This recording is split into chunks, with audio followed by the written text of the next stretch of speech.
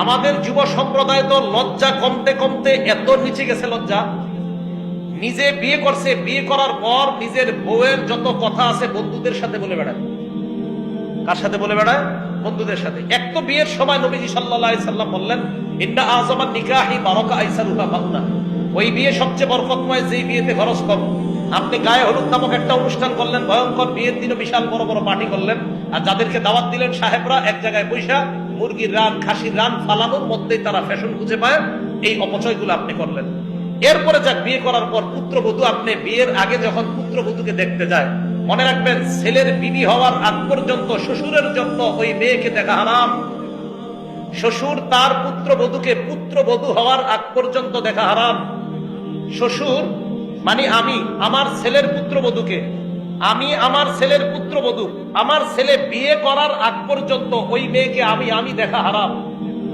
এখন আপনারা কি করেন? মেয়েটা দেখা ছবি উঠায়া সবার পাশাপাশি নিজের বাপ, ভাই, ভাইয়ের বোনের স্বামী টামি সবাইকে দেখান। এটা হারাম, এটা নাজায়েজ, এটা অন্যায়, এটা জায়েজ নাই।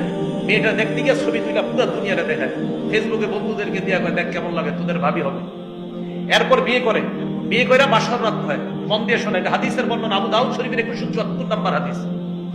নবীজি সাল্লাল্লাহু আলাইহি সাল্লাম সাহাবাদের সামনে দাঁড়াইলেন।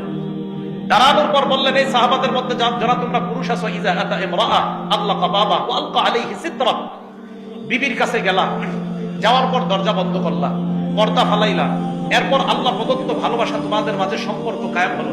পরের দিন তুমি বন্ধুদের সাথে বসলা, বসার পর বললা ফাআলতু কাযা ওয়া কাযা, আমার এই হয়েছে তোদের ভাবির সাথে। সব বন্ধুকে বলে বেড়াইলা। তোমাদের মাঝে কি এরকম স্বভাব কারো আছে? সাহাবারা সবাই চুপ। নারীদেরকে বললেন, তোমাদের মাঝে এই স্বভাব কাদের আছে? যারা তাদের বান্ধবীদের কাছে তোমাদের স্বামীর সাথে যা হয় এগুলা বলে বেড়াও। সব নারীরা চুপ। এক নারী সাহস করে দাঁড়িয়ে গেল, দাঁড়িয়ে বললেন, ইয়া রাসূলুল্লাহ, ইন্নাহুম লা ইয়াতাহাদ্দাসুনা ওয়া ইন্নাহুন্না লা ইয়াতাহাদ্দাসনা, পুরুষদের মাঝে কেউ কেউ এই অপরাধটা করে, নারীদের মাঝেও এই অপরাধটা কেউ কেউ করে ইয়া রাসূলুল্লাহ। নবীজি বললেন, তাই নাকি? কয় হ্যাঁ।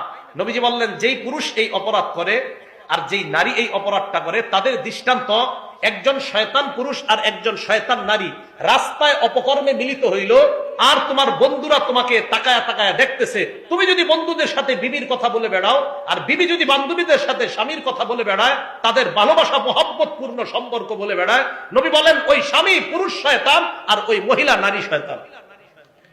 তারা নারী পুরুষ অবৈধ কাজে লিপ্ত হলো রাস্তায়, আর বন্ধুরা তাকায় দেখছে। নবীজি বললেন, তুমি এই রিয়াজুস সালিহিন 690 নম্বর হাদিস, নবীজি সাল্লাল্লাহু আলাইহি সাল্লাম বলেন, ইন্না মিন আশাররিন নাস ইনদাল্লাহি মানজিলাতান ইয়াউমাল কিয়ামাহ আর রাজুল ইউফজি ইলাল মারআ ওয়া তুফজি ইলাইহি